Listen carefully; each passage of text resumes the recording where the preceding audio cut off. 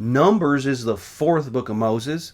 It records Israel's 40 years of wandering in the wilderness from Mount Sinai to the plains of Moab, showing how unbelief keeps God's people from victory.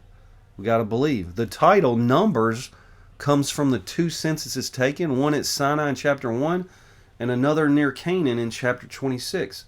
But the Hebrew title means in the wilderness, which better describes the book's message, in the wilderness. So Numbers divides into three main sections. Chapters 1 through 10, you see organization of the people at Sinai.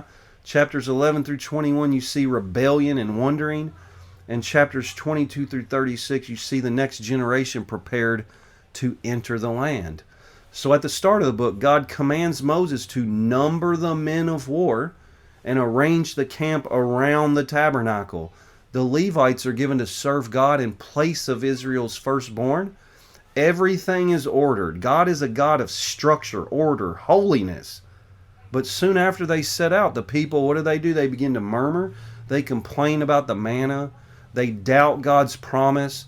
And they rebel against leadership. At Kadesh Barnea, 12 spies are sent to search the land. 10 bring back fear, and only Joshua and Caleb believe God's words. Numbers 14:9 says, "Only rebel not ye against the Lord, neither fear ye the people of the land, for they are bread for us.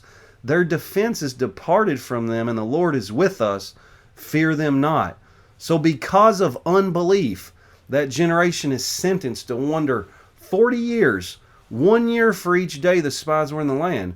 So during those years come many lessons. Aaron's rod that budded, showing God chooses his priest. Fiery serpents sent for their murmuring, and God's mercy shown through the brass serpent lifted up, a clear picture of Jesus Christ. Numbers 21:8-9 says, "And the Lord said unto Moses, Make thee a fiery serpent, and set it upon a pole, and it shall come to pass that every one that is bitten, when he looketh upon it, shall live.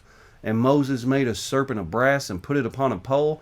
And it came to pass that if a serpent had bitten any man, when he beheld the serpent of brass, he lived." In chapters 22 through 24, you see Balaam tries to curse Israel, but ends up blessing instead, declaring. Numbers 23:19 says, "God is not a man that he should lie, neither the son of man that he should repent." So by the end of the book, the old generation dies off, and the new one stands ready at the border of Canaan.